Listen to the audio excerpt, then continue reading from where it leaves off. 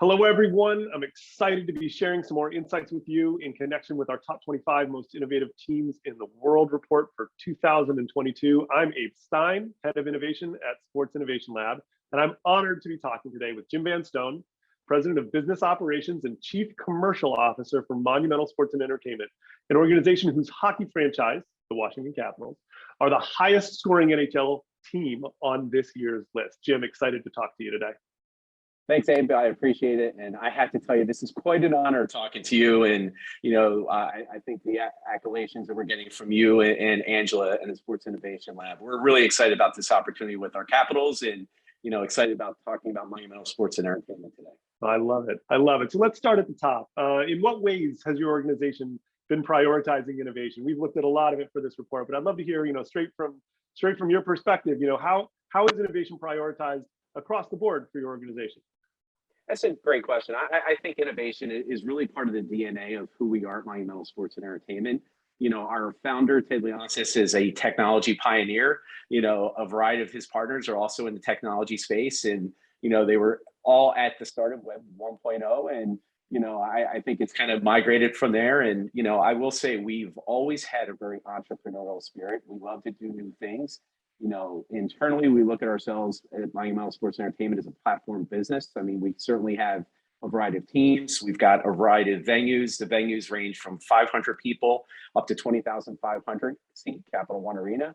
We own a variety of media networks in the greater Washington region, from our OTT network to Equity and NBC Sports Washington to a big and significant out-of-home business. So I would say innovation has always been part of who we are as an organization.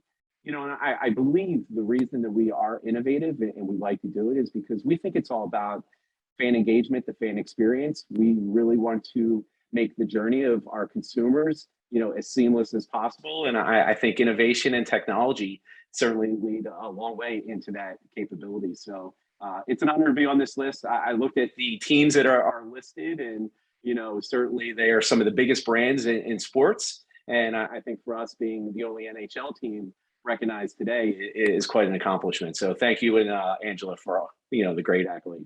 Yeah, of course. In your answer, you alluded to and addressed an important criteria that we look at in evaluating and analyzing the metrics that go into our ultimate team score that leads us to our rankings, and that's this notion of multi-team organizations, right? Organizations that have multiple sport teams across different leagues and esports as well too. And I don't want to diminish that because Monumental has been a major player in esports.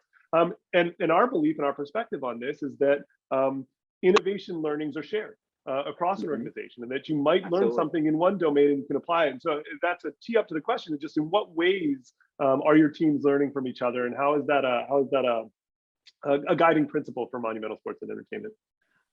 I would say, at least from my experience, I've been in professional sports over 30 years. Monumental Sports and Entertainment is probably the most collaborative organization that I've ever, worked for and been a part of. I think, we have a team first mentality. I think we love to share best practices across all of our brands in terms of what's working, what's not working. I think, we're also, very aggressive. I think we love to try new things and be different from that standpoint. But a lot of our business operations teams are certainly shared services groups where we, participate in supporting all the different properties that we have, whether it's on the team side or the multiple venue side, and also some of our media networks. So, I think there's a really big, focus for us in making sure that we are working together as seamlessly as we can. And, at the end of the day, sports fans may love a certain sport, but the experience to me is really about the driveway to driveway experience and making sure that they're, attending our events are in the best way they possibly can be and seamless and frictionless. And I think, we also view ourselves as, great content aggregators. And I think in today's world with content and, looking at ourselves as a media company, we've got the ability to grow connections, I think not only in the greater Washington region, but also nationally and globally. So I think, there's a huge emphasis on that. And I think it does come down to, at the core of what we do is being very collaborative as an organization. Yeah, you've prioritized business intelligence and technology-driven business intelligence, which can then be shared across, all of the teams and not just benefit the Washington Capitals, but your entire organization.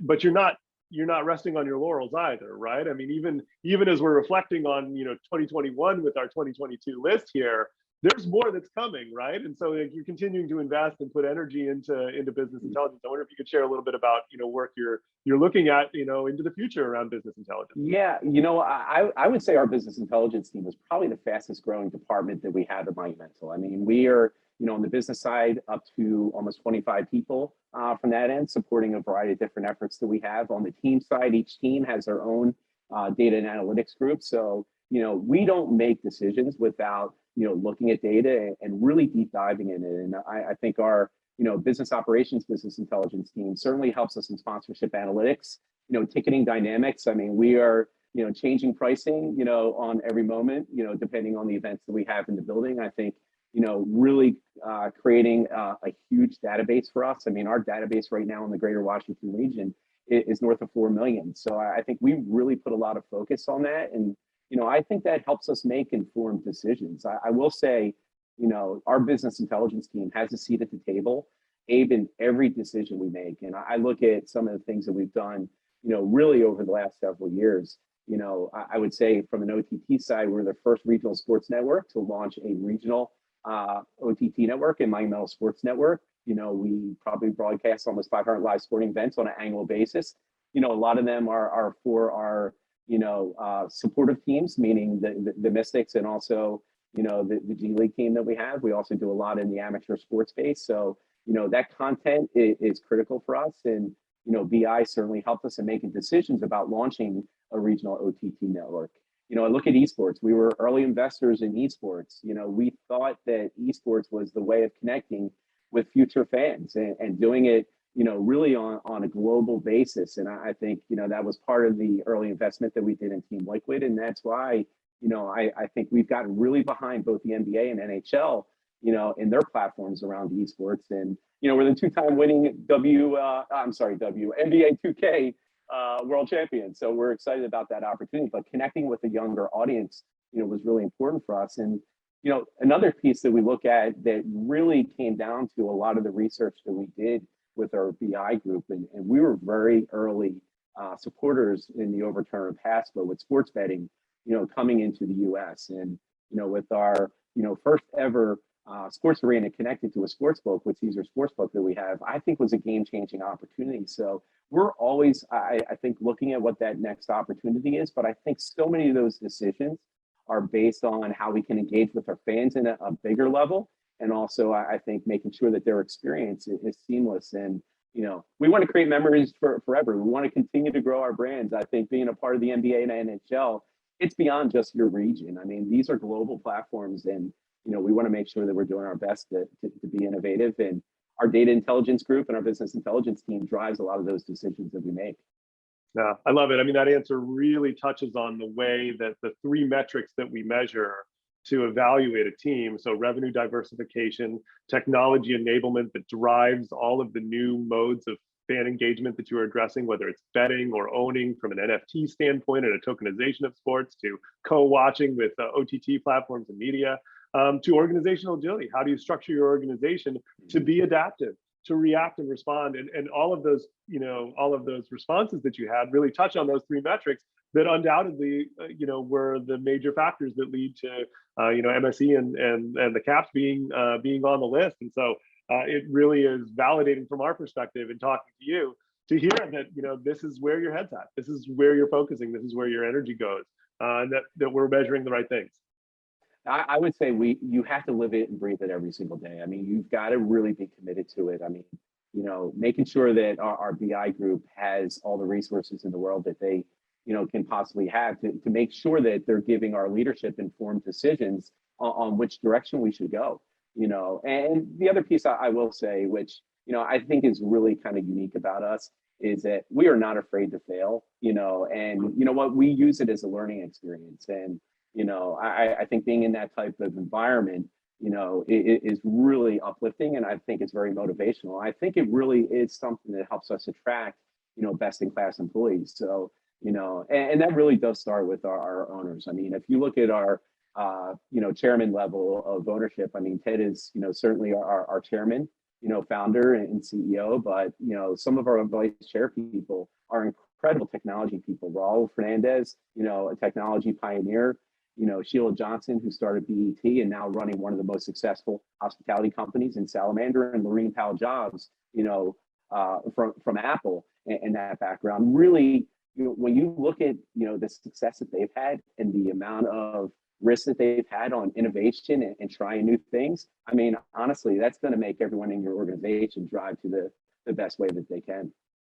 As Angela Ruggiero, our CEO and co-founder, wrote in the foreword to the report, she talks about how discomfort, it leads to growth, that you can't grow without some measure of discomfort. You need to find those spaces where it's not status quo anymore, where you're not afraid to fail, where you understand that in failure there will be learnings, and that those learnings will push you forward. And so I love hearing that from you in terms of the attitude. I would tell you, Abe, that if you create a new concept or idea and you don't have a debate around the table about the best way to activate around that, then it's probably not a healthy organization. I mean, and that's one of the things that I think, based on the collaboration that we have. I mean, we have a lot of really deep conversations, and we're raw about it. I mean, we put everything on the table, and I think at the end, we've got a good seamless process of evaluation. I think at the end, a lot of times, all of us are on the same page in terms of moving forward, and then from there, it's like, can we build this internally, or do we have to look at, outsourcing and working with a variety of partners to help us, in the activation execution thing. So Jim, you recently announced a new partnership, the KPMG Ignition Center, an on-site innovation laboratory and business development space. It sounded incredible when you were describing it to me. I can't wait to see it in person myself. And I'd love if you could share with anyone watching this a little bit about that partnership and the space that's being built out. Well, I appreciate that, Abe. Yeah, we're really excited about our partnership with KPMG. I mean, this was a long time coming. We started our conversations before the pandemic. So, give you a little bit of a runway of how long this thing came to fruition. But, for us, we've got, and I see this in every marketplace, these beautiful arenas are probably the most magnificent conveners of people, bringing people together, high-tech spaces, LED screens, really modern technology. And, it's funny when we look at it, it's probably similar to the way we looked at the sports book when we opened it. We opened up an hour before an event and we close immediately after. And, we had some really great conversations with the executive team at KPMG about really trying something innovative and different. And, we're announcing, and we just announced our KPMG Ignition Center. And really what this is going to be is a full 365 business development center, for KPMG in the greater Washington region. I mean, Capital One Arena is a mile from the Hill, mile from the White House. I mean, there's a huge business to government community. There's a huge business to business community. And KPMG is going to use it as a business development center. And they're going to be bringing in clients throughout the entire day and, educating them on new technologies, educating them on data analytics and how they can improve their company. And, for us, it was really a no-brainer. I mean, we were looking at, the landscape of our premium seating, and we've got basically 110 suites in the building, and then they're shut down during the day. Why not have these be vibrant, business development centers? And, KPMG had a great vision with us as we really embarked on this end. And I think moving forward, we're going to be looking at 8 to 12 of these, development centers and innovation centers within our arena in a variety of different industries. So, for us, it's a great opportunity as KPMG is bringing in a lot of their great clients. It's an opportunity for them to get introduced to Monumental Sports and Entertainment. And, hopefully many of them will look at this and say, I want to be the next KPMG Ignition Center in my industry. So we're really excited about the opportunity, and, a big shout out to the team at KPMG. I love it. It's such I mean, obviously this wouldn't be measured in our 2021 evaluation, but we'll certainly see it, when we're evaluating for next year. I mean, what I love about it is it just continues to reinforce what we've been in market saying, which is that for sports organizations and teams to be innovative, they have to look at technology partnerships that are maybe atypical, that are maybe non-endemic, right? Technology and data partnerships, because it is about breaking the status quo. It is about learning from one another and learning from industries outside of the sports industry. And it's such a great example and a model for the industry of how to do it. Yeah, I think we completely agree with that, Abe, from our standpoint. And this is where I really want to give a big shout out to the Sports Innovation Lab. you guys do an incredible job of sharing best practices amongst these sports teams and properties. And, this is a must read for us every year. And we learn a lot from the great work that you and Angela are doing from that standpoint. And, sometimes, hey, it's great to be first. We love being first, but also, what we can learn from others and what's working for them and what's not. I mean, that really drives us in terms of thinking outside the box. So, having resources like the Sports Innovation Lab, I think really are, game changing for our business. So I appreciate the great work that you guys do. Thank you, Jim. Jim, it has been a delight to talk to you today. Congratulations to you, to Monumental Sports and Entertainment, and to the Washington Capitals for being honored in this year's top 25. And we look forward to talking to you again in the future. That's awesome. Thanks, Abe. I appreciate it. And one thing I wanted to leave you with is yes. Be on the lookout. Alex Ovechkin is chasing Wayne Gretzky for the greatest scoring record of all time. And you know what? I think that's an incredible NFT opportunity in the future. So, working with Obi and our partners at FTX, I'm hoping that we create some new things in the future from an innovation standpoint. All right, there you go. Keep your eye out for the drop. It's coming. Thanks, Abe. I appreciate it. Yeah.